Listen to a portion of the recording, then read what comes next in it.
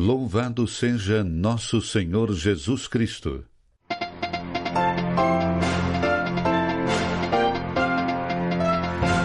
O noticiário da Rádio Vaticano Vatican News, direto da Cidade do Vaticano.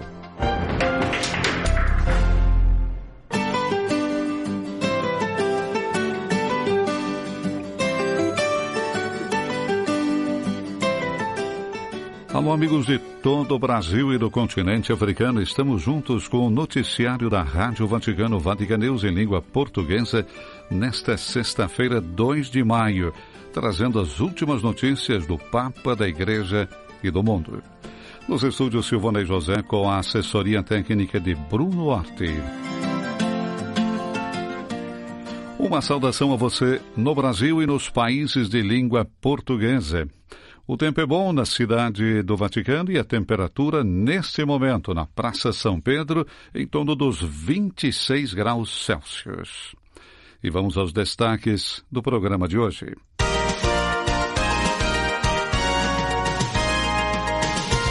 O ex-prefeito do Dicastério para a Doutrina da Fé, cardeal Víctor Manuel Fernandes, presidiu a sexta missa dos novendiais em sufrágio do Papa Francisco no altar da Confissão da Basílica de São Pedro, na tarde de ontem, quinta-feira, 1º de maio.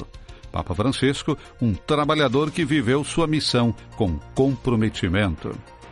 Frei Ibrahim Faltes, Papa Francisco, homem da paz e do encontro. O vigário da custódia da Terra Santa recorda a figura do pontífice falecido. Jubileu dos trabalhadores, empresários e funcionários começa hoje no Vaticano. Coter, Amazônia Boliviana chora por Francisco, defensor de florestas e comunidades locais. E Francisco tinha a China em seu coração, portanto, também a mim, diz uma fonte da Asia News, relatando sobre como os católicos chineses estão vivenciando a morte de Francisco. Hoje, 2 de maio, a Igreja recorda Santo Atanásio, bispo e doutor da Igreja. Atanásio nasceu em Alexandria, no Egito, no século III. Foi diácono e secretário de Santo Alexandre, bispo, o qual o acompanhou no concílio de Nicéia em 325. Combateu firmemente as heresias arianas do monge Ário, que dizia que Cristo não era Deus. A partir daí foi proclamado o Verbo, Filho de Deus, consubstancial ao Pai, que reafirmava a divindade de Cristo, depois completada pelo concílio de Constantinopla.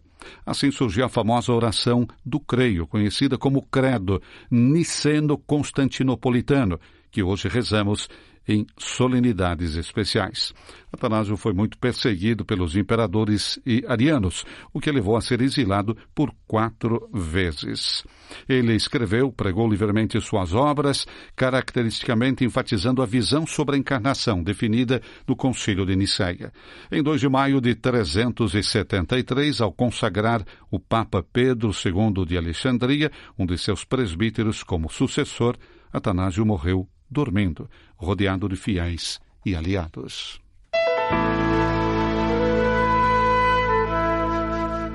O ex-prefeito do Dicastério para a Doutrina da Fé, cardeal Víctor Manuel Fernandes, presidiu ontem a sexta missa dos novendiais em sufrágio do Papa Francisco no altar da Confissão da Basílica de São Pedro, recordando que Francisco foi um trabalhador que viveu sua missão com comprometimento. Mariângela Jagurapa. O ex-prefeito do Dicastério para a Doutrina da Fé, cardeal Víctor Manuel Fernandes, presidiu a sexta missa dos novendiais em sufrágio do Papa Francisco no altar da Confissão da Basílica de São Pedro, na quinta-feira, 1º de maio. Nesta Páscoa, Cristo nos diz: todos aqueles que o Pai me dá virão a mim. A sua vontade é que eu não perca nenhum daqueles que ele me deu. Estas palavras são imensamente dóceis, disse o purpurado no início de sua homilia. Papa Francesco é de Cristo, appartiene a lui. O Papa Francisco é de Cristo, pertence a ele, e agora que deixou esta terra, é plenamente de Cristo. O Senhor tomou Jorge Bergoglio consigo desde o seu batismo e por toda a sua existência. Ele é de Cristo, que lhe prometeu a plenitude da vida. Não podemos ignorar que também estamos celebrando o Dia do Trabalhador, tão querido pelo Papa Francisco, recordou o ex-prefeito do Dicastério para a Doutrina da Fé. perché per Papa Francesco il lavoro esprime e nutre la dignità dell'essere umano. Porque, para o Papa Francisco, o trabalho expressa e nutre a dignidade do ser humano, permite-lhe desenvolver as suas capacidades, ajuda-o a construir relações, permite-lhe sentir-se colaborador de Deus, faz com que se sinta útil à sociedade e solidário com os seus entes queridos. É por isso que o trabalho, para além das fadigas e das dificuldades, é um percurso de amadurecimento humano e cristão. Por isso, afirmou que o trabalho é a melhor ajuda para o pobre. Além disso, não há pobreza pior do que aquela que priva o trabalho e a dignidade do trabalho. Vale a pena relembrar suas palavras durante a viagem a Gênova. Lá, ele argumentou que todo pacto social se constrói em torno do trabalho. Por trás desse amor ao trabalho, há uma forte convicção do Papa Francisco, o valor infinito de cada ser humano, uma imensa dignidade que nunca deve ser perdida, que em nenhum caso pode ser ignorada, disse o purpurado. Ma ogni persona è così tanto degna, deve essere presa così tanto sul serio. Mas cada pessoa é tão digna e deve ser levada tão a sério que não se trata apenas de dar-lhe coisas, mas de promovê-la, isto é, para que possa desenvolver todo o bem que possui em si, para que possa ganhar o seu pão com os dons que Deus lhe concedeu, para que possa evoluir suas capacidades. Assim, cada pessoa é promovida em toda a sua dignidade, e é aqui que o trabalho se torna tão importante. Agora, cuidado, dizia o Papa Francisco. Outra coisa é o discurso falso sobre meritocracia. Porque uma coisa é avaliar os méritos de uma pessoa e recompensar seus esforços. Outra coisa é a falsa meritocracia que nos leva a pensar que só quem teve sucesso na vida tem merecimentos. O Papa Francisco repetiu isso várias vezes, recordou o cardeal Fernandes. O Papa Francisco lançou um grito profético contra essa falsa ideia e em várias conversas ele me apontou. Veja, nos levam a pensar que a maioria dos pobres é pobre porque não tem méritos. Parece que aquele que herdou muitos bens é mais digno do que aquele que trabalhou duro a vida toda sem conseguir comprar sequer uma pequena casa. A seguir, o cardeal Fernandes apresentou o Papa como um trabalhador. Lui non solo parlava del valore del lavoro, tutta la sua vita è stato uno che viveva la sua missione. Ele não só falava do valor do trabalho, mas em toda a sua vida foi alguém que viveu sua missão com grande esforço, paixão e comprometimento. Para mim sempre foi um grande mistério entender como ele suportava, mesmo sendo um homem idoso e com várias doenças, um ritmo de trabalho tão exigente. Ele não só trabalhava de manhã com várias reuniões, audiências, celebrações e encontros, mas também à tarde, e me pareceu verdadeiramente heróico que, com as poucas forças que possuía em seus últimos dias, ele tenha se esforçado para visitar uma prisão. O que quero mostrar, no entanto, é até que ponto ele entendia que seu trabalho era sua missão, seu trabalho diário era a sua resposta ao amor de Deus, era a expressão de sua preocupação com o bem dos outros. Por essas razões, o próprio trabalho era a sua alegria, seu alimento, seu descanso. Chiediamo oggi per tutti i lavoratori che a volte devono lavorare in condizioni poco gradevoli. Pedimos hoje por todos os trabalhadores que às vezes têm que trabalhar em condições desagradáveis para que encontrem uma maneira de viver seu trabalho com dignidade, seja quem faz trabalhos manuais, quem preenche formulários, quem cuida de um pai idoso, quem rega um jardim. Que eles recebam uma retribuição que permita a eles e suas famílias olhar para o futuro com esperança. Por fim, o purpurado recordou o amor do Papa Francisco por São José, aquele trabalhador forte e humilde, aquele carpinteiro de uma pequena aldeia esquecida que com seu trabalho cuidou de Maria e de Jesus. Lembremos também que, quando o Papa Francisco tinha um grande problema, ele colocava um bilhetinho com uma súplica sob a imagem de São José. Então, peçamos a São José que dê um forte abraço no nosso querido Papa Francisco no céu.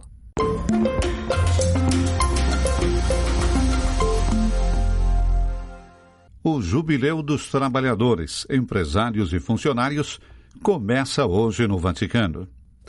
Os membros da União Cristã de Empreendedores e Dirigentes viverão a peregrinação do Ano Santo neste sábado, dia 3 de maio, junto com os seus funcionários e famílias. O presidente Galletti, uma escolha que olha para a mensagem do Papa Francisco para a empresa e o mundo do trabalho, para trabalhar juntos, sem contrastes. A União Cristã dos Empreendedores e Dirigentes participará neste sábado, 3 de maio, do Jubileu dos Trabalhadores, com mais de 500 membros, entre empresários, gerentes e profissionais provenientes de todas as regiões da Itália. Eles farão isso junto com seus colaboradores e familiares, reunindo-se em Roma para atravessar juntos a Porta Santa da Basílica de São Pedro e para participar da celebração da Santa Missa. É uma escolha compartilhada. Empresários e colaboradores unidos para celebrar o valor do trabalho e o profundo significado dos negócios à luz da doutrina social da Igreja, explica Gianluca Galletti, presidente nacional da UCID, a União Cristã dos Empreendedores e Dirigentes. O falecimento do Papa Francisco, acrescenta ele, dá a esse momento uma emoção e um significado ainda maiores. Seu ensinamento, com a Laudato Si e com todo o seu pontificado, nos orienta na construção de uma comunidade de trabalho baseada na cooperação e no respeito mútuo, superando os contrastes extemporâneos de hoje.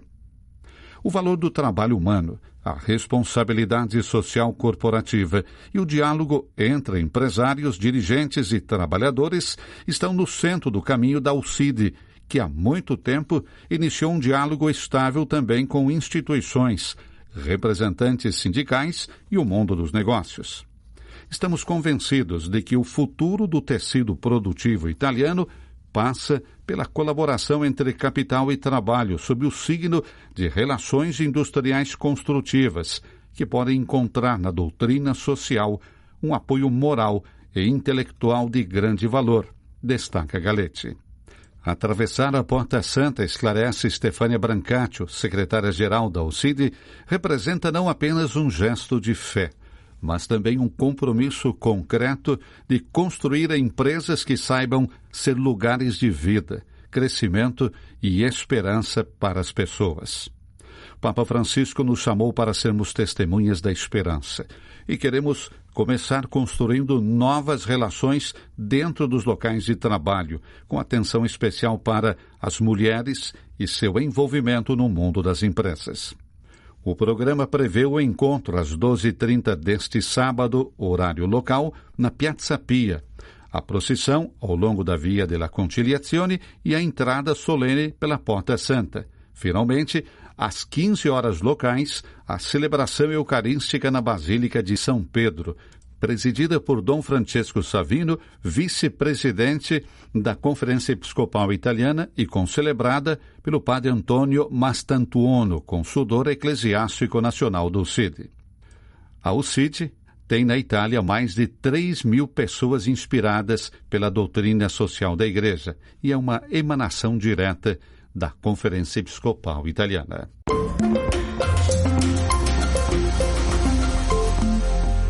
Francisco tinha a China em seu coração, portanto também a mim. De uma fonte de Asia News, agência de notícias, o relato sobre como os católicos chineses estão vivenciando a morte de Francisco. Raimundo Lema. Uma fonte da agência Asia News, que vive na China continental, compartilhou este relato de como a morte do Papa Francisco está sendo vivenciada entre os católicos chineses. Uma visão da qual emerge um afeto e uma consciência de ser parte da Igreja Universal. O Papa tinha a Igreja Chinesa em seu coração, assim como me tinha em seu coração. O Papa que amava Nossa Senhora de Shenzhen, que amava os chineses. Francisco nos amava, sempre senti minha vida ligada à dele. Essas são algumas das mensagens que recebi após o anúncio da morte do Papa Francisco. Assim que a notícia foi divulgada, os grupos de WeChat se encheram de orações e palavras amáveis dedicadas ao Papa. Por algumas horas, foi como se o tempo tivesse sido suspenso, como se ele estivesse protegido.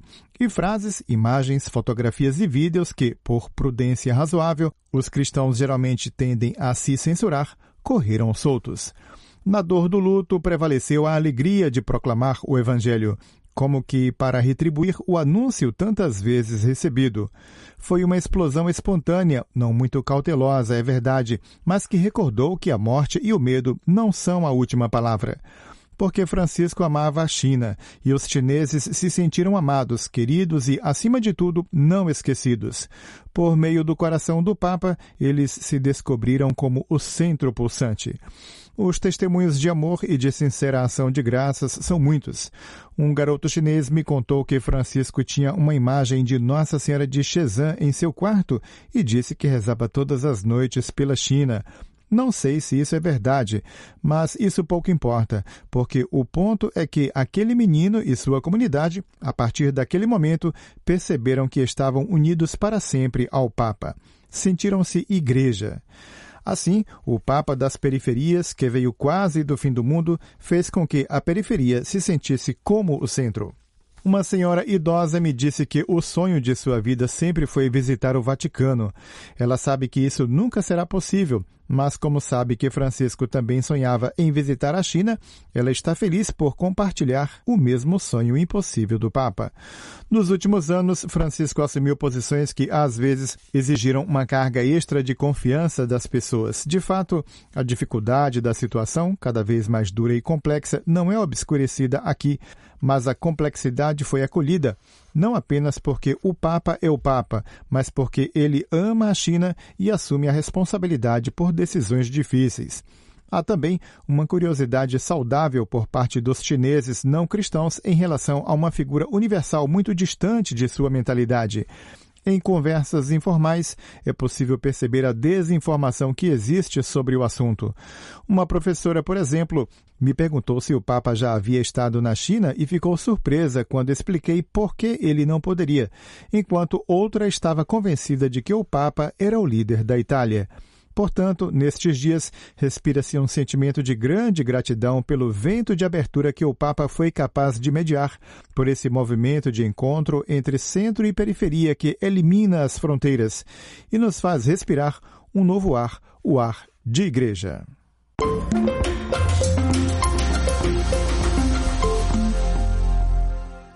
No coração da Amazônia boliviana, a recordação do Papa Francisco viverá para sempre em um ciclo biológico silencioso, mas poderoso, multiplicando a vida e gerando esperança. O de 13 árvores plantadas na terra nua de uma área rural às margens do rio Mamoré, um dos principais afluentes do rio Amazonas, que demarca a fronteira com o Brasil. Eu e a comunidade local fizemos o plantio em 26 de abril, o dia das Exéquias, junto com uma delegação da Adveniat, uma instituição de beneficência de católicos alemães, para honrar a memória de um pontífice que trabalhou até o fim para defender nossa floresta e nosso povo, ameaçados por uma destruição crescente, disse Dom Eugênio Cotter, vigário apostólico de Pando e administrador apostólico do Vicariato de Reis, à mídia vaticana. A morte repentina de Francisco deixou a igreja local e a população em um estado de prostração tão grande que o prelado disse que, agora, todos nós nos sentimos órfãos de um homem que teve a capacidade de manter seu olhar fixo neste pedaço do nosso mundo, que é essencial para o clima de toda a humanidade. Foi um olhar pelo qual, por muitos anos, nos sentimos acompanhados, começando com a encíclica Laudato Si sobre o cuidado da casa comum. Perdemos o nosso mentor. Toda essa atenção de Francisco pela Amazônia também teve origem na 5ª Conferência Geral do Episcopado Latino-Americano e do Caribe, realizada em Aparecida, São Paulo, em 2007, e cujo documento final foi redigido graças a Bergoglio, então arcebispo de Buenos Aires. Uma continuidade ininterrupta de intenções e ações se estendeu ao longo do pontificado, gerando uma consciência global sem precedentes. E sobre isso, Dom Cotter não tem dúvidas. O Papa deixou claro que a defesa da Amazônia não é apenas um problema de alguns ecologistas apaixonados ou de um grupo disperso de ONGs, mas diz respeito a todos os seres humanos. No fundo, ele universalizou a questão da mudança climática, dando-lhe a dimensão da responsabilidade social. Mas tem mais. O Papa, explica o vigário apostólico de Pando, conseguiu fazer com que os cristãos se reapropriassem das questões ambientais, tomando São Francisco de Assis como modelo e reafirmando que é preciso dar uma resposta às emergências ecológicas que extraia sua força de uma experiência mística que permita ao cristão reconhecer o rosto de Deus na criação. Os poderosos locais, os administradores públicos e os políticos, no entanto, fizeram ouvidos moucos, não modificando nem 1 milímetro seus modelos predatórios em relação à floresta amazônica. Entre as pessoas comuns, os pequenos, os indígenas, não foi assim. Entre eles, a atenção aumentou a ponto de surgirem respostas simples e eficazes a partir de baixo, que estão tentando reverter a tendência de exploração dos recursos. Eles perceberam que não haverá futuro para ninguém se a Amazônia continuar a ser usada para a extração indiscriminada de madeira, a pecuária intensiva, a agricultura de monocultura e a mineração de ouro que contamina os rios com mercúrio. No entanto, é a macropolítica nacional que não mudou. Na Bolívia, somente no ano passado, 14 milhões de hectares de floresta foram queimados. A igreja local, a igreja missionária, a das comunidades rurais, a dos padres que viajam incansavelmente pelos rios e pelas florestas para encontrar seus fiéis, não deixa de compartilhar com a população o esforço por uma consciência cada vez mais capilar, como ensinou o Papa Francisco. Em nossa realidade boliviana, as associações e os movimentos, especialmente aqueles formados por jovens, pedem à Igreja, à Caritas local, ajuda e apoio para poder implementar projetos de microeconomia sustentável e saudável que respeitem o meio ambiente. Esses são sinais eloquentes da vontade de alcançar um novo mundo.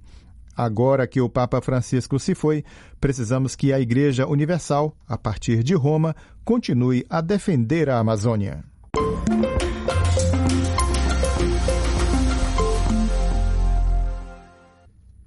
Ibrahim Faltas, Papa Francisco, homem da paz e do encontro. O vigário da custódia da Terra Santa recorda a figura do pontífice falecido, os apelos pelos pobres e necessitados, a condenação à violência, a solicitude pelas vítimas de Gaza e de todas as guerras, sempre presente nas suas orações. Um pontificado marcado por tantas guerras, por uma pandemia que paralisou o mundo, por tantos desastres da natureza, eventos que trouxeram morte, sofrimento e destruição. Apesar da profunda tristeza pela humanidade ferida, o Santo Padre nos ensinou a sorrir. Aqui tocamos com a mão que Deus é vida e doa vida, mas assume o drama da morte, a fé do homem e a onipotência de Deus, do amor de Deus, buscam-se e, por fim, se encontram. São palavras do Papa ao comentar a página do Evangelho que recorda a morte de Lázaro, o amigo de Jesus. Na Praça São Pedro, que há 12 anos acolheu a voz e a forte presença de um homem de paz, no sábado 26 de abril, demos um último adeus terreno ao Papa Francisco, o amigo de Jesus. Diante da simplicidade de um caixão cercado pelos últimos e pelos poderosos, por crentes na vida em Cristo e leigos que acreditam nos valores da vida, por pessoas simples e personagens famosos, o mundo o abraçou com ternura e serenidade. Agradecemos sempre a Deus por ter nos dado esse Papa. Estamos tristes, diz Padre Ibrahim, pela sua ausência na praça onde ressoaram as suas últimas palavras de paz e de onde espalhou apelos comoventes, orações intensas, pedidas e oferecidas, ensinamentos de vida. Foi o dia da despedida humana de um homem que nunca se esqueceu dos pobres e dos necessitados, que condenou a violência, que nunca se esqueceu, portanto, nunca tirou do seu coração os mortos e aqueles que sofrem em Gaza e em todas as guerras. Conhecia e acompanhava até mesmo as mais ocultas e esquecidas. Lembraremos do pontífice, continua Padre Ibrahim Faltas, toda vez que nos lembrarmos dele, ajudando as crianças a viver em paz, dando-lhes a atenção, o cuidado e a educação, garantindo direitos essenciais àqueles que os têm negados, prevenindo todos os tipos de conflito por meio do diálogo, abolindo o comércio e o uso de armas. O vento leve virou as páginas do Evangelho colocado sobre o caixão do Papa que, como seus antecessores, o viveu plenamente.